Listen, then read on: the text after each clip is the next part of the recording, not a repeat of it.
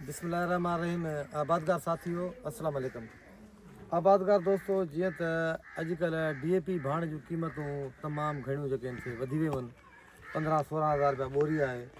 उन करे असां चाहियूं पिया त माना अहिड़ो को फार्मूलो ठाहिजे त जंहिंसां असां DAP जूं जेके क़ीमतूं आहिनि उहे असां त मैनेज कोन करे सघूं, पर उन्हनि जो को मुतबादिल कटिजे। त उन जे लाइ जेको आहे सो हीउ KB वारनि जो हिकिड़ो प्रोजेक्ट आहे। उन में हीउ कमु पिया कनि त कंपोज़ थिए, माना भाण खे कंपोज़्ड कीअं कजे, यानी DAP ठहे। जेकॾहिं हीअ असां 4 बोरियूं कंपोज़ जूं खणी एकड़ में त असांखे DAP जी ज़रूरत कोन पवंदी। त उन जे लाइ असांजा दोस्त हिते असां गॾिया त इन में माना छा छा विधो वियो आहे, थोरो बाबू हिन में थी वेंदो। अस्सलाम वालेकुम।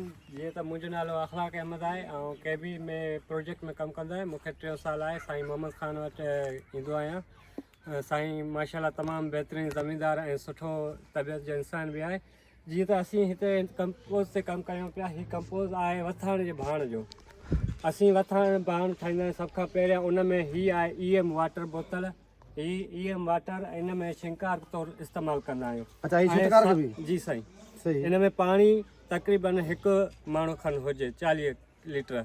अच्छा अच्छा जी सही। पाणी हुजे ऐं उन खां पोइ हीउ साओ गाहु। जेकॾहिं तव्हां वधीक हिन खे अञा बहितर करणु चाहियो था त तव्हां हिन में ॿिया बि मिक्स करे सघंदा। भाॼियूं थी वियूं उहे डिकम्पोज़ थी वेंदियूं। उन खां वधीक ही केले जा पन आहिनि उहे बि डिकम्पोज़ रॉ मटीरियल इस्तेमालु करे सघो था। सही। त हीउ तव्हांखे DAP ऐं यूरिया जेतिरी वधीक ताक़त ॾिए थो ऐं उन खां बचाव बि करे थो ऐं तव्हांजी ज़मीन जेका ज़ख़ीर ऐं सुठी पैदावार ॾींदी। त दोस्तो हीअ जंहिंसां ठाहियूं पिया त अच्छा हिनखे जे पाण ठाहे पोइ हिनखे प्लास्टिक शीट सां कवर कंदासीं। प्लास्टिक शीट सां कवर करे ऐं हीअ प्लास्टिक ही जेके आहिनि पाइप उहे पाइप लॻाईंदासीं। अच्छा, त हीअ घणनि ॾींहंनि में तयारु थींदो हाणे? हीअ तक़रीबन महीने जे अंदरि तयारु थी वेंदो। अच्छा जी। हीअ जेको तव्हां हिते डिगी हीअ ठाही आहे तयारु कराए, त हीअ तव्हांजे अंदाज़े में घणियूं बोरियूं ठहंदियूं? हीअ तक़रीबन तव्हां ते डिपेंड आहे। जेकॾहिं तव्हां एकड़ जो ठाहियो त एकड़ जो बि ठाहे सघो था। एकड़ में तव्हां 1 टन यूज़ करे सघो था, 25 मण। अच्छा जी सही।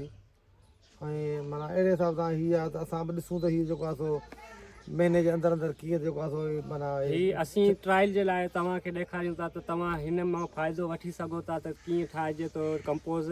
ऐं जेकॾहिं तव्हांखे ज़मीन में फ़ाइदो मिले थो तव्हां ज़मीन खे ॾेई ॾिसो, तव्हांखे इंशाअल्लाह फ़ाइदो मिलंदो। अच्छा, उन खां पोइ तव्हीं हिनखे जेका पाण प्लास्टिक शीट मथां कवर ॾींदासीं, जी साईं, उन खां पोइ महीने ताईं पाणी ॾियण जी ज़रूरत कोन्हे साईं। पोइ हुन में ॾिसंदो जेकॾहिं सही डिकम्पोज़ थी वियो आहे त न ॾिजो पाणी जी ज़रूरत न अथसि। जेकॾहिं डिकम्पोज़ न थियो आहे त तव्हां उनखे वरी हफ़्ते जे अंदरि शिंकार करे सघो था। वरी शिंकार करे वरी उन जी प्लास्टिक में वरी वेड़े रखी सघियो था। त दोस्तो महिरबानी ॾिसूं हाणे तजुर्बो कयूं था त इंशाअल्लाह ताला जेका रिज़ल्ट्स आहियूं उहे तव्हां सां गॾु जेको आहे शेयर कंदासीं। तव्हां दोस्तनि जी वॾी महिरबानी।